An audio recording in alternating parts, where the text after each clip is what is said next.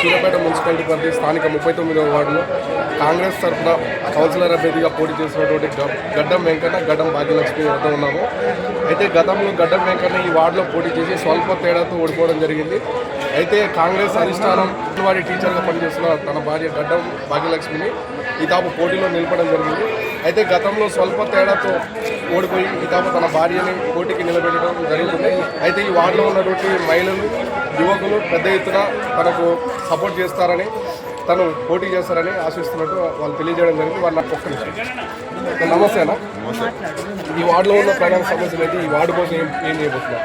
ఈ వార్డులో ముఖ్యంగా ఇప్పుడు అండర్ గ్రౌండ్ డ్రైనేజ్ అని ఏర్పాటు చేసింది. ఈ అండర్ గ్రౌండ్ డ్రైనేజ్ తీయడం వల్ల గుంటలు ఏర్పడ్డాయి. ఈ గుంటలు ఏర్పడి చాలామంది కింద పడడం జరుగుతుంది. ఆ కింద పడే దాని మీద ప్రధాన సమస్య. నెక్స్ట్ మా కమ్యూనిటీ హాల్ లేదు, కమ్యూనిటీ హాల్ నిర్మించాలి. నెక్స్ట్ యువతకు ఉపాధి అవకాశాలు ఏర్పాటు చేయడానికి వాళ్ళకు నైపుణ్య శిక్షణలు మా వార్డు తరఫున మేము నిర్వహిస్తామని యువతకు హామీ ఇవ్వడం జరిగినది. యువతని ఆదర్శంగా అన్ని రంగాల్లో వ్యాపారం చేయడానికి మేము ప్రోత్సహిస్తూ ఉన్నాం. మళ్ళా ఓపెన్ జిమ్ కూడా ఇక్కడ మాకు వార్డులో లేదు. ఆ ఓపెన్ జిమ్ కూడా ఖచ్చితంగా పెట్టాలి. అది డబుల్ బెడ్రూమ్లో స్పేస్ కూడా ఉన్నది. అసలు గత ప్రభుత్వమే చేయాలి, ఇంత మటుకు చేయలే. వినరా, మేము చేసినాం అని పనికిరి అని అన్నీ చేసిర్రు. హాస్పిటల్ కట్టిరు, హాస్పిటల్ ఇరికిరికిరి దాంట్లో మెడికల్ కాలేజ్ కట్టిరు.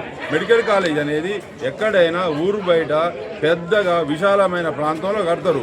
వాళ్ళదేమో పోయినట్టు వాళ్ళ పార్టీ ఆఫీస్కో ఎకరాలు ఇచ్చుకురు, మెడికల్ కాలేజీకో ఇరుకు గదిలో కట్టిరు. అలా గతంలో స్వల్ప తేడాతో ఓడిపోయారు కదా, ఇప్పుడు మీరు ప్రచారం స్టార్ట్ చేసారు. మీ భార్యని అంగన్వాడీ టీచర్గా పనిచేస్తున్నారు, మేడం గారిని అది విత్డ్రా చేసి పోటీలో నిలబెట్టారు. మరి ప్రచారంలో ప్రజలు ఏ విధంగా చెప్తున్నారు, ఏం చెప్తున్నారు? ఈ రోజు మీరు చూస్తూనే ప్రజలు ఏ విధంగా స్పందిస్తున్నారో. ఎందుకంటే ఆమెకు అవి చేయడంలో, సేవ చేయడంలో ఆమె ఇప్పుడు గత 18 సంవత్సరాల నుంచి అంగన్వాడీ ఉద్యోగాన్ని 17 సంవత్సరాల నుంచి 500 మందికి సేవ చేస్తుంది.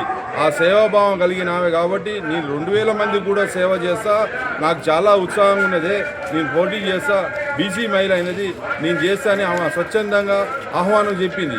అయితే సంతోషంగా మాకు బీసీ లేడీ కావడం చాలా అదృష్టంగా భావిస్తూ ఆమె ఉద్యోగానికి రాజీనామా చేస్తూ సేవలో ముందుకు పోదామని, పేద ప్రజలను ఆదుకుందామని, ఇంకా ఎన్నో సంక్షేమ పథకాలు అందరికీ ఇప్పిద్దామని, రేషన్ కార్డులు, పెన్షన్లు, ఇండ్లు, ఇంకా ఎన్నో పథకాలని అందరికి చేపిద్దామని, షాదీ ముబారకు, కళ్యాణ లక్ష్మి ఇట్లా చెప్పుకుంటూ పోతే గవర్నమెంట్ తరఫున వచ్చే అన్ని సంక్షేమ పథకాలని పేద ప్రజలకు అందిద్దామని, రేషన్ కార్డులు ఇప్పిద్దామని సదుద్దేశంతో ఈ ఎన్నికల్లో పోటీ చేస్తున్నాం.